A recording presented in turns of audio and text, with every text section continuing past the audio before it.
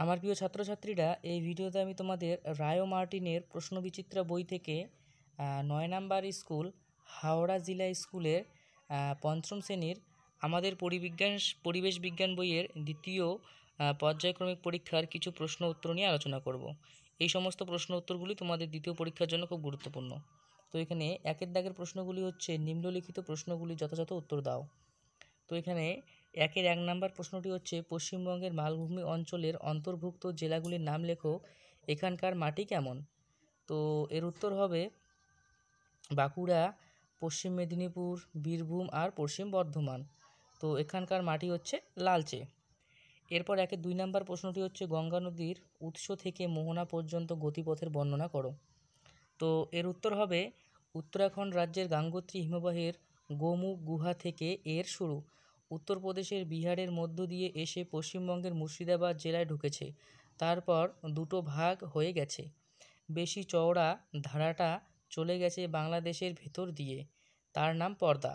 আর অন্য ধারা পশ্চিমবঙ্গের ভেতর দিয়ে গেছে, এই ধারাটার নাম ভাগীরথী। হুগলি জেলায় এর নাম হুগলি নদী। শেষে ডায়মন্ড হারবার হলদিয়া পেরিয়ে আরও দক্ষিণে গিয়ে বঙ্গোপসাগরে মিশেছে। এরপর ৩ নাম্বার প্রশ্নটি হচ্ছে সুন্দরবন অঞ্চলে কী কী গাছ জন্মায়, এখানকার গাছগুলির বৈশিষ্ট্য কী? তো এর উত্তর হবে গরান, হেতালা, সুন্দরী। আর এরপর এখানকার গাছগুলির বৈশিষ্ট্য হলো ম্যানগ্রোভ উদ্ভিদের কাণ্ড রসালো প্রকৃতির। হ্যাঁ, এই জাতীয় উদ্ভিদের মূলগুলি খুব দীর্ঘ ও প্রসারিত হয়। এবার ৩ নাম্বার বৈশিষ্ট্য হচ্ছে ম্যানগ্রোভ উদ্ভিদের ঠেসমূল ও শ্বাসমূল দেখা যায়। এরপর ৪ নাম্বার প্রশ্নটি হচ্ছে সম্পদ বলতে কী বোঝো? মানবীয় সম্পদ কোনগুলিকে বলা হয়, উদাহরণ দাও। তো এর উত্তর হবে সম্পদ বলতে সেই সমস্ত কিছুকেই বোঝায় যা মানুষের চাহিদা মেটায় ও মানুষের জীবনযাত্রার মানোন্নয়নকে সহায়তা করে। এরপর উদাহরণস্বরূপ হচ্ছে মানবিক সম্পদ ২ প্রকার, বুদ্ধি আর স্বাস্থ্য। এরপর ২ দাগের প্রশ্নগুলি হচ্ছে নিচের প্রশ্নগুলির একটি বা দুটি বাক্যে উত্তর দাও, যে কোনো দুটি। তো এখানে ১ নাম্বার প্রশ্নটি হচ্ছে উত্তরবঙ্গের দুটি বনভূমির নাম লেখো। তো এর উত্তর হবে গরুমারা আর জলদাপাড়া। এরপর ২ নাম্বার প্রশ্নটি হচ্ছে বোলপুর কেন বিখ্যাত? তো এর উত্তর হবে হাতের কাজের জন্য বিখ্যাত। এরপর ৩ নাম্বার প্রশ্নটি হচ্ছে একটি লৌহ ইস্পাত শিল্পাঞ্চলের নাম জেলাসহ লেখো।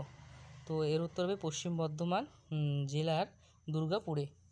এরপর ৪ নাম্বার প্রশ্নটি হচ্ছে কুলিক কোন জেলায় অবস্থিত ও কিসের জন্য বিখ্যাত?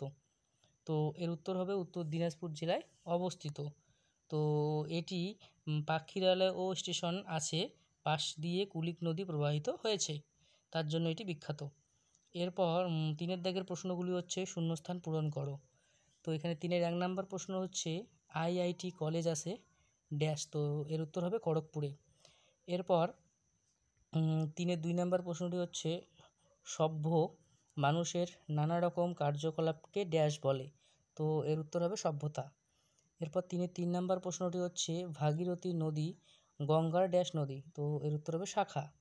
এরপর ৪ নাম্বার প্রশ্নটি হচ্ছে টয় ট্রেন ড্যাশে দেখা যায়। তো এর উত্তর হবে দার্জিলিং। এরপর ৪ দাগের প্রশ্নগুলি হচ্ছে সঠিক উত্তরটিতে টিক চিহ্ন দাও। তো এখানে ১ নাম্বার প্রশ্নটি হচ্ছে ইংলিশ বাজার রায়গঞ্জ মালদা না পশ্চিম বর্ধমান জেলার সদর শহর? তো এর উত্তর হবে মালদা। এরপর ২ নাম্বার প্রশ্নটি হচ্ছে মহানন্দা উত্তরবঙ্গ দক্ষিণবঙ্গ মালভূমি অঞ্চলের একটি নদী। তো এর উত্তর হবে উত্তরবঙ্গ। এরপর ৩ নাম্বার প্রশ্নটি হচ্ছে নারী শিক্ষার প্রসার ঘটান মেঘনাদ সাহা, বেগম রোকেয়া না ভগৎ সিং? তো এর উত্তর হবে বেগম রোকেয়া। এরপর ৪ নাম্বার প্রশ্নটি হচ্ছে বিদ্রোহ কবি বলা হয় রবীন্দ্রনাথ, বঙ্কিমচন্দ্র, কাজী নজরুল ইসলাম না স্বামী বিবেকানন্দকে? তো এর উত্তর হবে কাজী নজরুল ইসলাম। তো আমার প্রিয় ছাত্রছাত্রীরা, এই ছিল আজকের কিছু গুরুত্বপূর্ণ প্রশ্ন উত্তর। তো ভিডিওটি ভালো লাগলে লাইক করবে, কমেন্ট করবে এবং বন্ধুদের মধ্যে